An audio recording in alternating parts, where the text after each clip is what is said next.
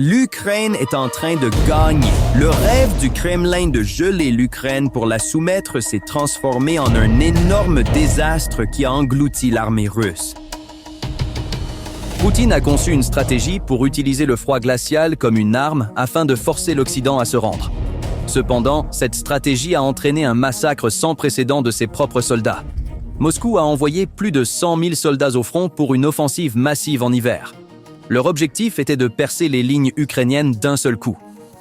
Mais la situation sur le terrain s'est transformée en un véritable massacre pour l'infanterie russe. Chaque mois, 35 000 soldats russes étaient tués ou blessés.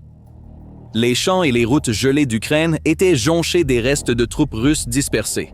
Les forces spéciales ukrainiennes ont stupéfié les Russes en utilisant les dernières doctrines d'assaut spécial qu'elles avaient intégrées à leur inventaire de l'OTAN. En conséquence de cette stratégie, tandis que l'offensive russe ne gagnait que 126 km², les forces ukrainiennes ont saisi un vaste territoire de 460 km². L'armée de Poutine a été repoussée avec de lourdes pertes d'une zone 4 fois plus grande que celle dans laquelle elle prétendait avoir avancé. Ne considérez pas cette situation comme une simple retraite tactique. L'infanterie russe sur les lignes de front a été forcée d'abandonner ses tranchées et de fuir sans se retourner pour survivre.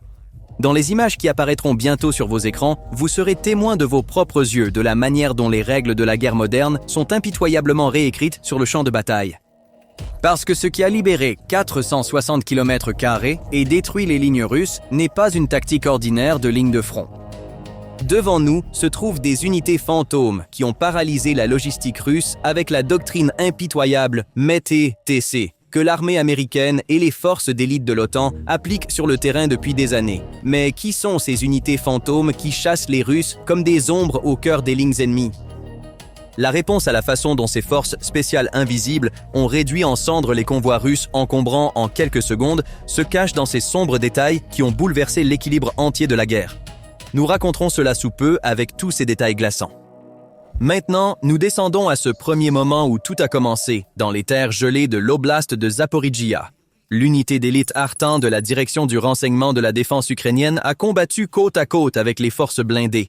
Ils ont directement ciblé les positions russes près de Stepnohirsk dans la région de Zaporijjia. Ils ont repris des points de contrôle critiques. Dans l'offensive contre le sud-est, le 425e régiment d'assaut de l'Ukraine a complètement mis en déroute la 69e brigade de garde de la Russie dans le village de Ternov. La perte de ce village signifie qu'une des principales artères logistiques de la Russie vers Mariupol risque d'être coupée. Les troupes aéroportées sont immédiatement entrées en action. Les forces russes ont été chassées de 9 localités distinctes dans la direction d'Olexandrivka, où se croisent les frontières de Dnipropetrovsk, Donetsk et Zaporijjia.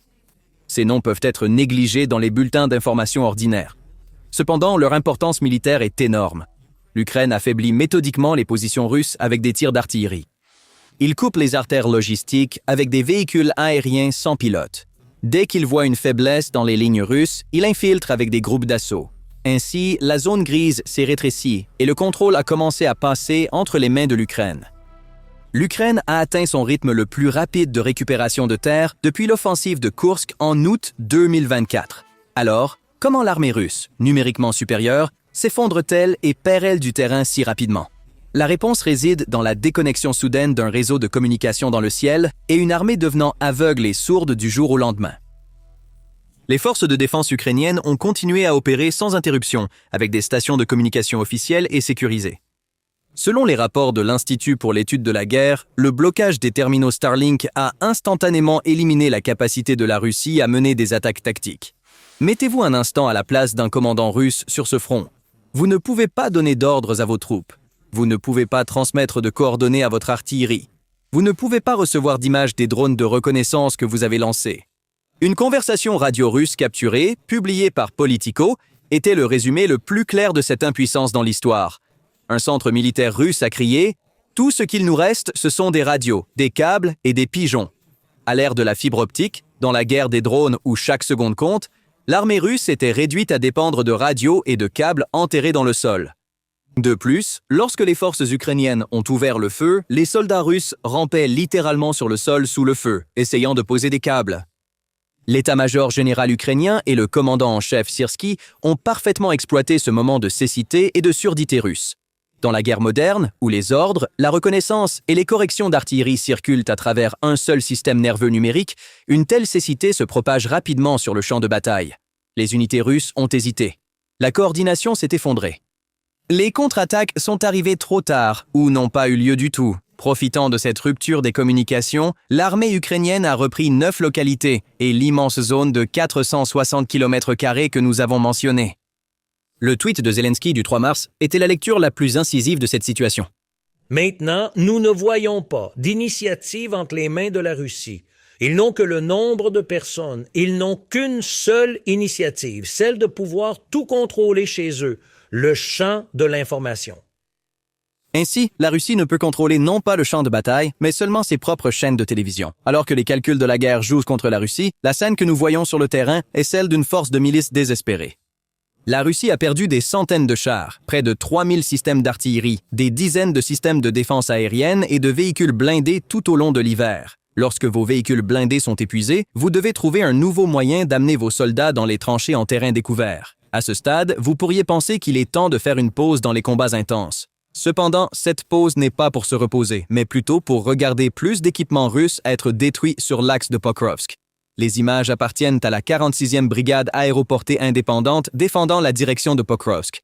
Rien que la semaine dernière, un grand char russe, des véhicules blindés et des groupes d'infanterie ont été impitoyablement traqués dans la région. Les attaques des forces ukrainiennes ne se limitaient pas aux véhicules blindés. Les équipements de communication de l'armée russe, les abris et même les drones ennemis dans les airs, qui tentèrent d'avancer à l'aveugle, ont également été touchés et détruits. Suite à ces pertes massives, lorsque les véhicules blindés russes ne pouvaient plus avancer sur l'axe de Pokrovsk, des motos, des quads à 4 roues et même des voiturettes de golf civiles ont commencé à apparaître. À première vue, la logique semble simple. Vitesse, mobilité et maniabilité dans la boue. Cependant, la théorie s'est effondrée en quelques secondes face à l'armée de drones ukrainienne. Réfléchissez-y. Vous êtes en terrain découvert. Vous êtes sur une moto civile sans protection blindée, voyageant à 60 km/h, et au-dessus de votre tête, des drones explosifs FPV équipés de caméras haute résolution tournent en suivant votre signature thermique. La 79e brigade d'Ukraine a rapporté que les tentatives répétées de la Russie d'assaut direct en utilisant uniquement ses véhicules près de Myrnorad se sont soldées par des échecs avec des pertes horribles. Des images de drones montrent les zones disputées où la soi-disant grande offensive russe a eu lieu, transformées en cimetières de quads et de motos abandonnées et calcinées. Alors que l'infanterie russe peine à avancer à travers les forêts et les routes de fortune, les drones ukrainiens restent implacables depuis les collines. Ils détruisent non seulement l'infanterie, mais aussi les véhicules logistiques militaires qui les maintiennent en vie, un par un. Savez-vous ce qui arrive à un fantassin russe dont les lignes logistiques sont coupées, dont les communications sont interrompues et qui ne peut plus recevoir d'ordre de ses commandants? Les images sont si douloureuses qu'elles n'ont pas besoin de commentaires. Un fantassin russe dont la connexion logistique a été coupée est contraint de boire de l'eau boueuse des flaques au sol pour survivre. C'est une tragédie humaine, abandonné à son sort, condamné à la soif et à la mort. Alors, l'Ukraine détruit-elle uniquement cette logistique avec des drones? Non. Nous faisons face aux forces spéciales ukrainiennes qui utilisent l'une des tactiques les plus meurtrières de la guerre moderne. Lorsque nous nous éloignons du bruit de la guerre, nous voyons les interventions chirurgicales que l'Ukraine effectue dans les zones arrières, directement derrière les lignes russes. Les dernières images partagées par les forces d'opération spéciales de l'Ukraine montrent comment les tactiques classiques d'embuscade sont devenues obsolètes à l'ère des drones et comment la doctrine connue sous le nom de MITTC a paralysé l'armée russe. Les images proviennent du front nord de Slobozhanщина. Cela se situe à la frontière de la région de Koursk. Autrefois, l'infanterie de l'armée installait une embuscade en forme de L, c'est-à-dire qu'ils se cachaient sur le côté d'une route. Ils attendaient pendant des heures qu'un convoi russe arrive. Lorsque le convoi arrivait, ils ouvraient le feu croisé et se retiraient. Mais dans la guerre de 2026, avec des drones russes ou ukrainiens équipés de caméras thermiques patrouillant constamment dans le ciel, attendre signifie la mort. Si vous vous asseyez et attendez, les drones vous trouveront, et des obus de mortier pleuvront sur votre position. C'est pourquoi les forces spéciales ukrainiennes ont mis en œuvre le système d'évaluation METTC utilisé par l'OTAN et l'armée américaine. Qu'est-ce que METTC? C'est un état d'esprit où mission, ennemi, terrain, troupes, temps et civils sont constamment calculés dans les moindres détails.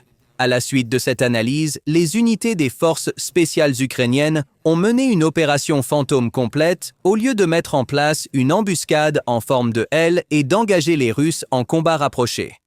Tout d'abord, une reconnaissance aérienne a été effectuée. Il a été déterminé quelle route les Russes utilisaient, où elles se rétrécissaient et où ils s'arrêtaient, car chaque endroit où le mouvement est congestionné et où les véhicules sont obligés de ralentir est une cible mortelle. Ensuite, une petite équipe d'élite des forces spéciales a discrètement infiltré les lignes russes. Pas d'attente, pas de combat. Ils ont simplement placé des explosifs puissants au point de rassemblement identifié et se sont retirés dans le même silence. L'explosion et la destruction se sont produites après que l'équipe des forces spéciales était partie depuis longtemps, lorsque le convoi russe a emprunté cette route. Le résultat? Pas seulement des soldats russes morts. Le véritable grand résultat est la taxe logistique. Quand cette route est coupée, les Russes sont forcés d'utiliser des routes plus longues qu'ils pensent être plus sûres. Des routes plus longues signifient plus de carburant. Plus de carburant signifie plus de camions. Cela signifie une cible plus facile à repérer depuis les airs. Au lieu d'engager l'infanterie russe dans un combat direct, l'Ukraine punit leur mouvement en s'assurant qu'ils n'atteignent pas ce front, ou, s'ils le font, arrivent affamés et déshydratés. Ils rendent le mouvement si coûteux que les avancées russes sont fragmentées. Cela façonne le champ de bataille, et ce façonnement crée une paranoïa sans précédent au sein de l'armée russe. Les soldats russes vivent dans la peur, non seulement sur la ligne de front, mais même dans leurs propres zones arrières, même dans les forêts qu'ils pensaient sûres, craignant qu'il y ait un explosif ukrainien derrière chaque arbre. Partageons un détail qui renforce cette peur. Les gardes-frontières en acier ont terrorisé les directions de Kursk et de Slobojanski, des dépôts alimentaires de Sara, des dépôts de munitions, un complexe de guerre électronique hautement critique et 4 abris ont été détruits. Dans la direction sud de Slobojansk, le service de la frontière d'État à 4 postes est également impliqué. Dans les images, nous voyons comment le célèbre système de lance-roquettes multiples grades de l'armée russe et l'équipement accompagnant, sur lequel il comptait beaucoup, ont été impitoyablement traqués par des drones ukrainiens. C'est là que commence l'effondrement psychologique. Vous ne pouvez pas attendre de l'héroïsme d'une armée qui a épuisé ses provisions, ne reçoit pas d'ordre par radio, boit de l'eau boueuse et tombe constamment dans des embuscades à l'arrière. La seule chose que vous pouvez attendre de cette armée est l'instinct de survie. Cet instinct se reflète dans les images capturées par les drones ukrainiens. 2 soldats russes ont écrit « Nous nous rendons » sur un morceau de papier et l'ont montré au drone dans le ciel.